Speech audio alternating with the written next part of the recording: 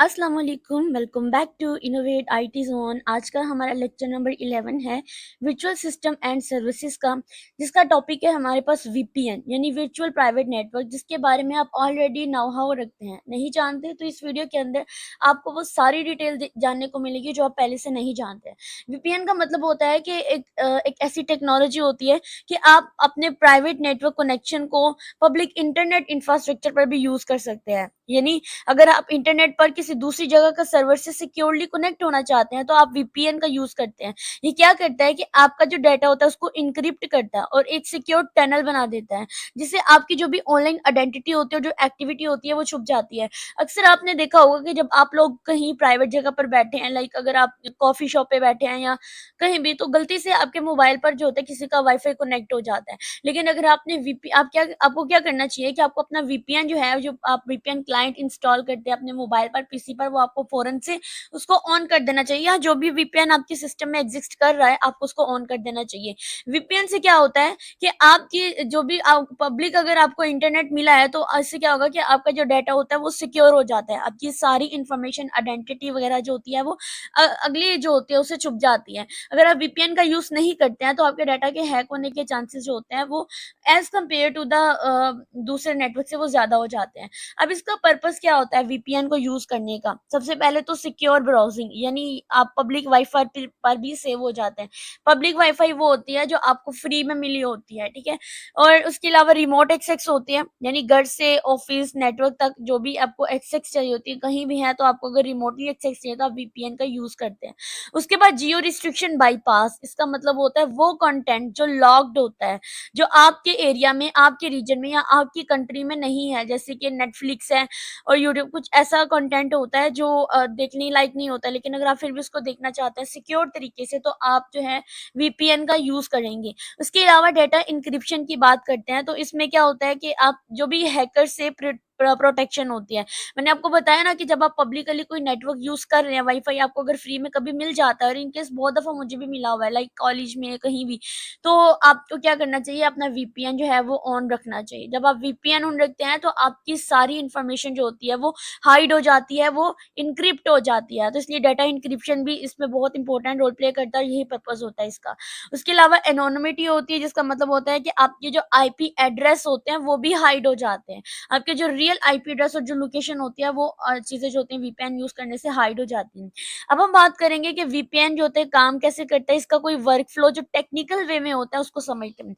सबसे पहले अगर आप भी यूज करना चाहते हैं तो आपको क्या करना है, आपने जो यानी आपका जो वीपीएन क्लाइंट होता है, आपको अपने मोबाइल या पीसी पर उसको इंस्टॉल करना है। इंस्टॉल करने के बाद जो क्लाइंट होता है वो वीपीएन सर्वर से कनेक्ट होता है।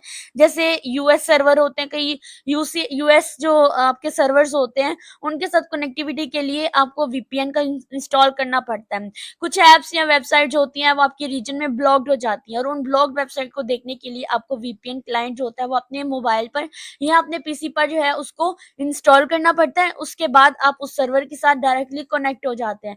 जब आप कनेक्ट हो जाते हैं तो क्या होता है कि एक सिक्योर इंक्रिप्टेड टनल जो होता है वो क्रिएट हो जाता है, ठीक है। यानी इसका मतलब क्या होता है, आपकी डाटा वीपीएन यूज करने से आपकी इन्फॉर्मेशन जो होती है वो बिल्कुल सिक्योर तरीके से इंक्रिप्ट हो गई है।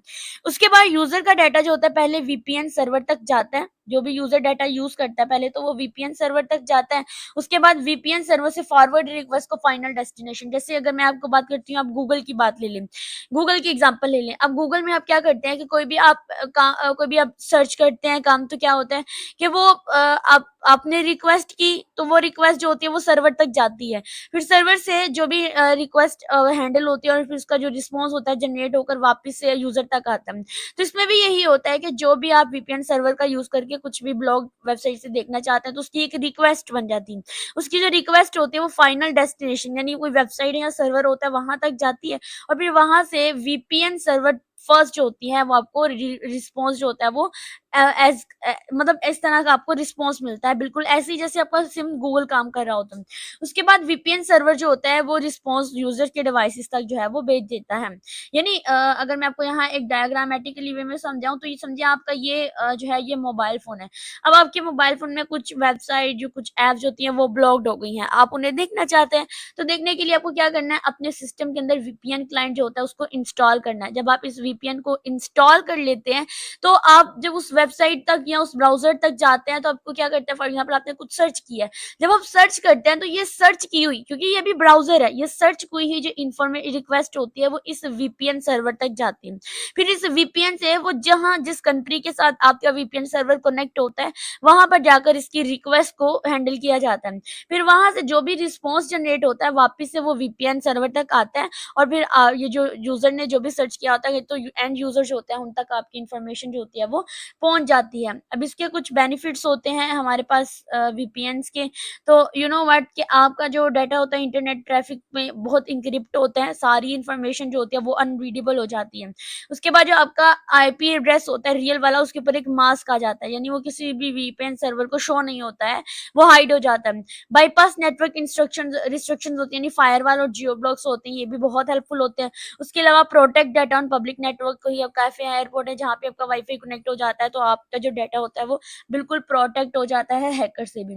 इसके कुछ कॉमन यूज केसेस होते हैं, जैसे कि business professional accessing companies resources remotely. अगर आप रिमोटली किसी कंपनी को एक्सेस करना चाहते हैं, तो तब आप वीपीएन का यूज करते हैं।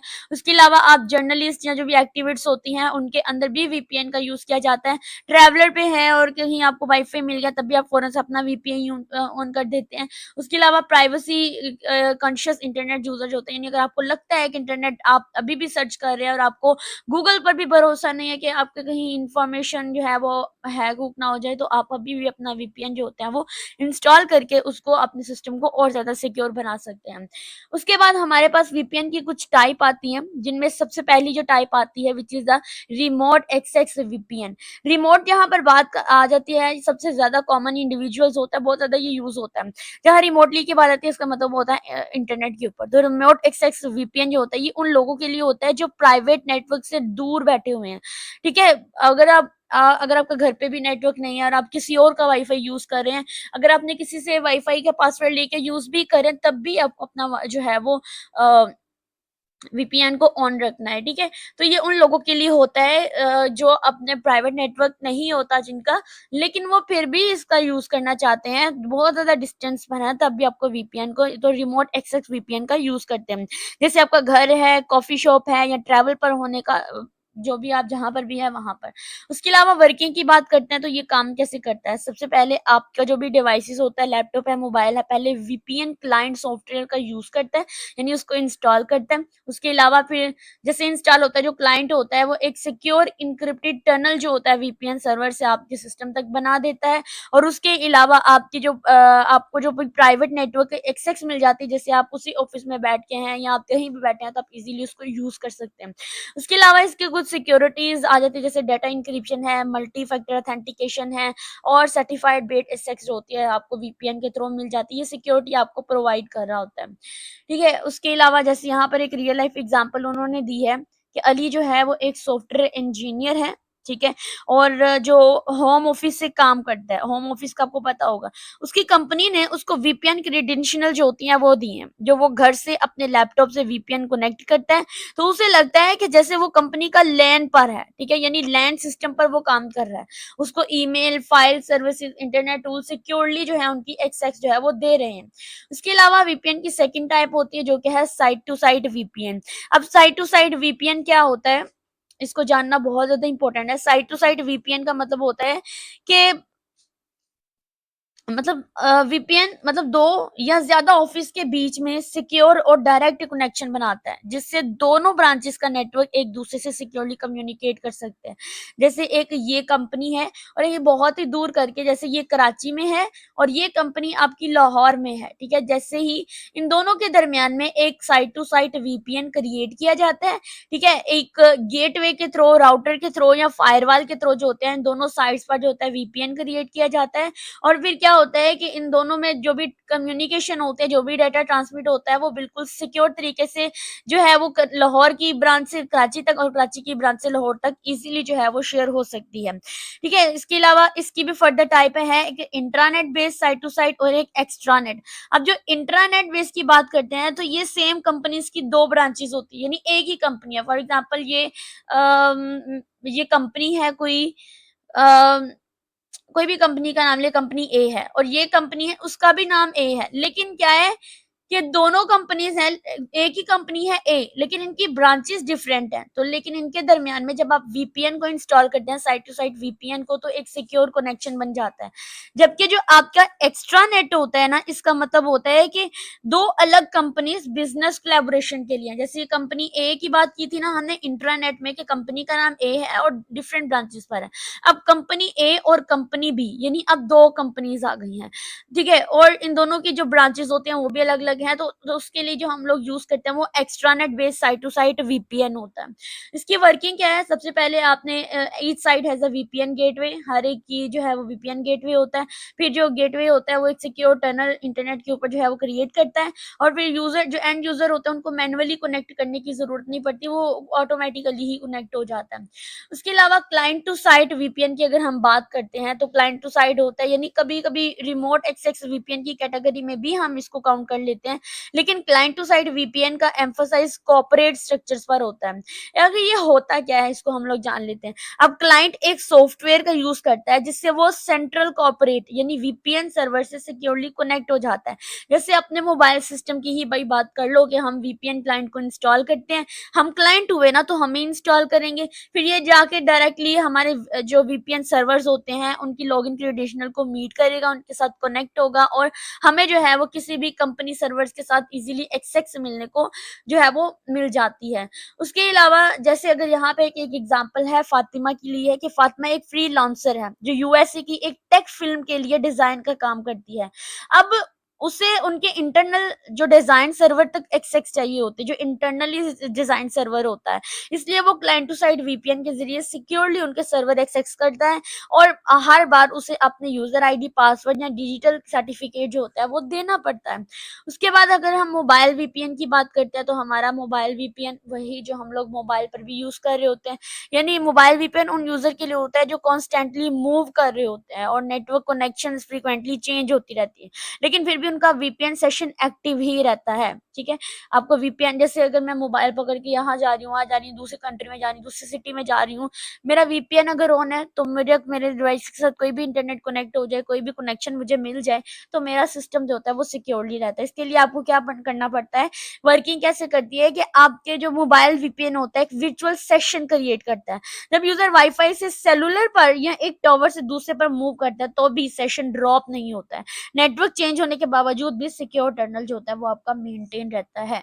और कब यूज होता है, जब इमरजेंसी सर्विसेज जैसे एम्बुलेंस, पुलिस, फायर होती हैं, इन सब में ये चीजें जरूर, ये मोबाइल वीपीएन तो लाजमी यूज होना पड़ता है।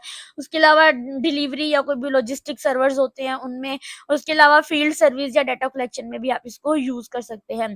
जैसे यहाँ पे एक रियल एग्जांपल है कि पुलिस वैन में एक लैपटॉप है, अब जो कंट्रोल सेंटर से कंटिन्यूअसली डाटा रिसीव कर रहा है, तो क्रिमिनल डेटाबेस या जीपी वगैरह जीपीएस वगैरह होता है, यही सब कुछ होता है वो रिसीव कर रहा है। जब वैन एक एरिया से दूसरे एरिया में मूव करती है ना, तो मोबाइल वीपीएन इंश्योर करता है कि सेशन ब्रेक ना हो और सिक्योर कम्युनिकेशन जो होती है वो आपकी मेंटेन रहे। तो ये था आज का हमारा लेक्चर वीपीएन के ऊपर, एंड आई होप सो मैंने आपको फिर बताऊं कि मैं जो भी प्रिपरेशन करवाती हूँ according to the exams point of view ही होती है। तो वीडियो अच्छी लगी हो, वीडियो को लाइक कर दीजिएगा, चैनल को सब्सक्राइब कर दीजिएगा, और अपने फेलोज के साथ भी इसको लाजमी शेयर कीजिएगा। Thank you.